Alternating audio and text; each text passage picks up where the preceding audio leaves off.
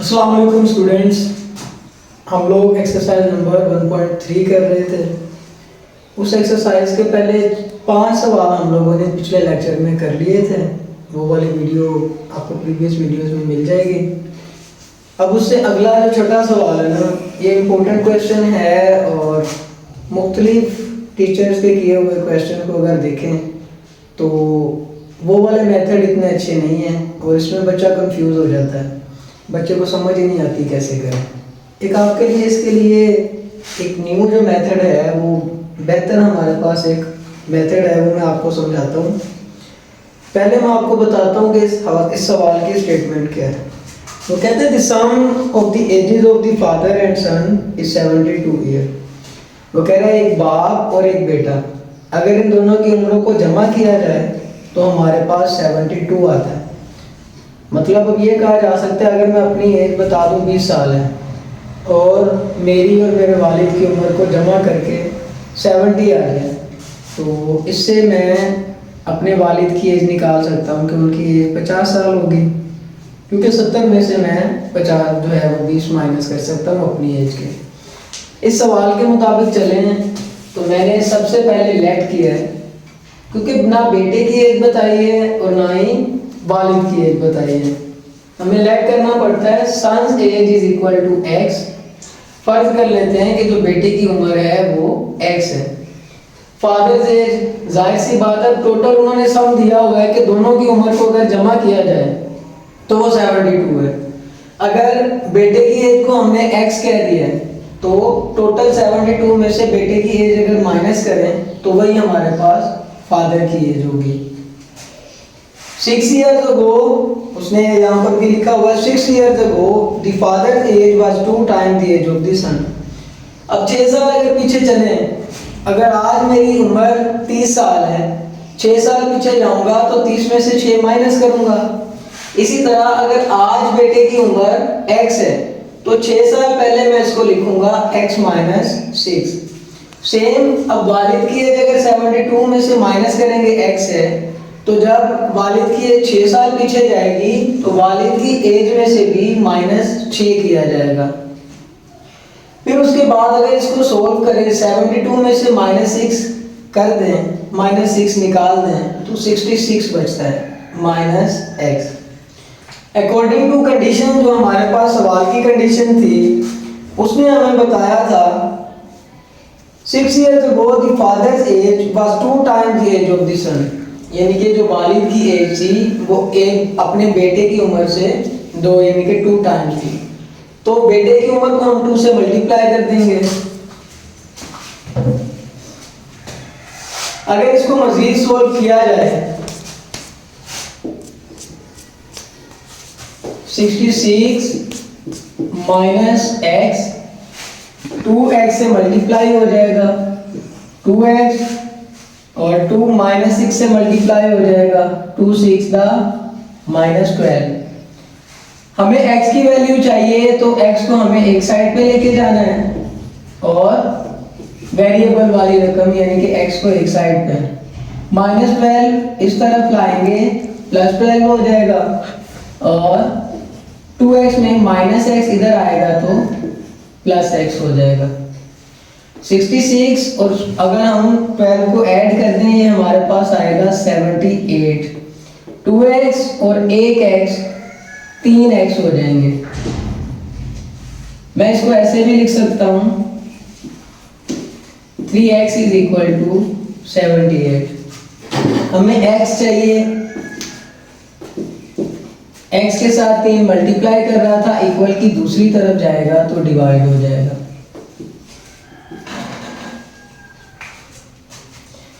अगर इसको डिवाइड किया जाए 3 2 6, 7 में से 6 माइनस हो जाए 1 बचेगा, 8 के साथ कैरी, तो 3 के टेबल में 18 आएगा, 3 6 18। ये हमारे पास बेटे की करंट एज आ गई। हम लिख भी सकते हैं करंट एज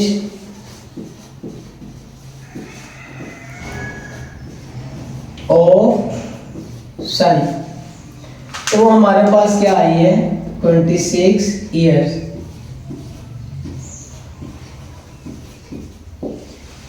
लेकिन हमारे पास जो सवाल था उसमें बेटे की उम्र 6 साल पहले पूछी गई है, तो जाहिर सी बात है आज जितनी एज है उसमें से हम माइनस कर देंगे। 6 years ago, आप ये भी लिख सकते हैं son's age 6 years ago। हम 26 में से माइनस कर देंगे 6, आंसर आ जाएगा हमारे पास 20 years।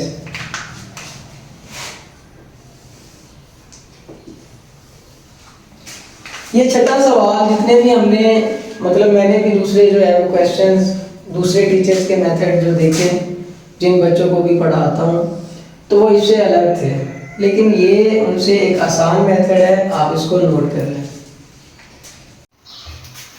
इससे अगला सवाल देखिए, क्वेश्चन नंबर 7। एक खिलौने की कीमत हमें दी गई है 1500 रुपये, उसको 1520 रुपये में बेच दिया गया।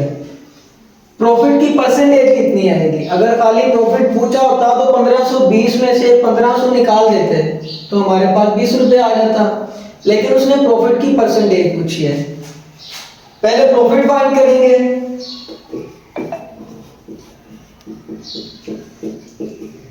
प्रॉफिट कैसे आएगा? Selling price minus cost price. Selling price 1520 थी, माइनस करेंगे कॉस्ट प्राइस 1500, तो प्रॉफिट आ जाएगा हमारे पास 20 रुपये।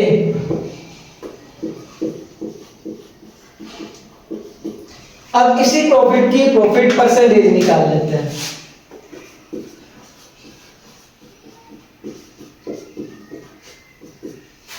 प्रॉफिट परसेंटेज का फार्मूला, जितना प्रॉफिट आया इसको ऊपर लिखेंगे, डिवाइड करवाएंगे कॉस्ट प्राइस से और मल्टीप्लाई उसको 100 से कर देंगे, तभी परसेंटेज निकलेगा, क्योंकि परसेंटेज 100 में से होता है।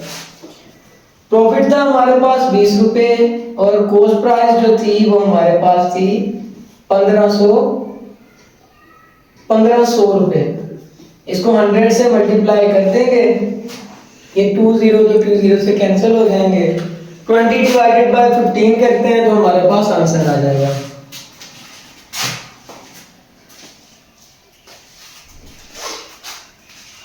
डिवाइडेड बाय 15, तो 1.33% जो है वो उसने प्रॉफिट कमाया। Profit percentage is equal to 1.33। ये हमारे पास इसका आंसर आ गया। नोट कर लें इसको। सातवां सवाल हमारा हो गया था, आठवां सवाल आप लोगों के सामने सोल्व किया है। उसने बोला एक आदमी की एनुअल इनकम, सालाना आमदनी 9,60,000 रुपये है। एग्जेम्प्टेड अमाउंट मतलब जितनी अमाउंट की उसको माफी है, इतनी अमाउंट पर उसने टैक्स नहीं देना, इसकी उसको माफी है। टैक्स रेट कितना है? 0.75%। हमने टैक्स की रकम फाइंड करनी है, या हम इसको लिख सकते हैं टैक्स अमाउंट। ये हमने फाइंड करनी है। सबसे पहले तो जितनी रकम की माफी है, जिस पर टैक्स हमने नहीं देना, वो अपनी टोटल इनकम में से माइनस करेंगे। टोटल इनकम हमारे पास थी 9,60,000, माइनस हो जाएगी जितनी रकम की हमें माफी है 1,30,000, बाकी बचेगा 8,30,000 रुपए। टैक्स फाइंड करते हैं 0.75%, उसको मल्टीप्लाई कर देंगे अपनी एनुअल इनकम के साथ। 0.75 है तो डेसिमल खत्म करेंगे, नीचे 100 आ जाएगा। एक परसेंटेज का 100, ये 100 और ये 100, इन दोनों के पास 2 जीरो हैं, जो कि रकम वाली यानी कि हमारी आमदनी वाले 4 जीरो से कट जाएंगे। 830 बचेगा हमारे पास, उसको हम लोग मल्टीप्लाई करवा देंगे 75 के साथ, या 83 बचेगा। हाँ सॉरी, 83 बचा हमारे पास और उसको हमने मल्टीप्लाई करवा दिया 75 के साथ, तो कैलकुलेटर यूज किया था, 6225 हमारे पास आंसर आ जाता है। नोट कर लें। इस एक्सरसाइज का लास्ट क्वेश्चन करते हैं, question number 9। Find the compound markup, compound markup हमें फाइंड करना है ऑन द अमाउंट, जो हमारे पास रकम दी है प्रिंसिपल अमाउंट उसको बोलेंगे, वो है हमारे पास 3,75,000 रुपए, रुपीज 3,75,000 फॉर 1 ईयर। और हम पर हमने उस पर जो रेट दिया है ना, जिसको हम लोग आर भी बोल सकते हैं, वो हमारे पास है 14%। 14% कंपाउंड एनुअली, और हमारे पास जो इसकी शरह रहेगी जो हमें सालाना इसको अदा करना पड़ेगा। टाइम इसको कह सकते हैं हम दौरानिया, वो है हमारे पास 1 ईयर। सोल्व करते हैं, आसान सा सवाल है।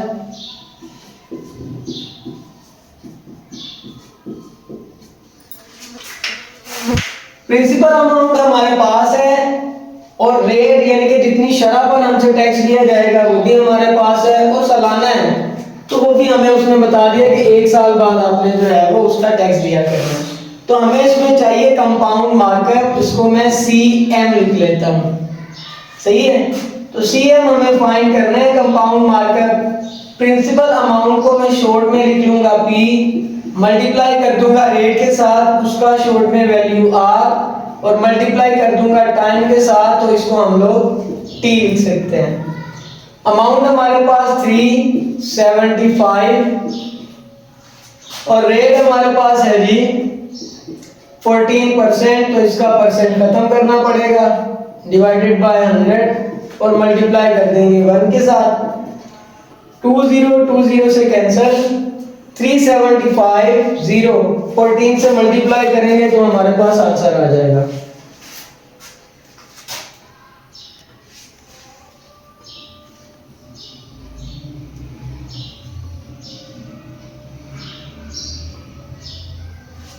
₹52,500।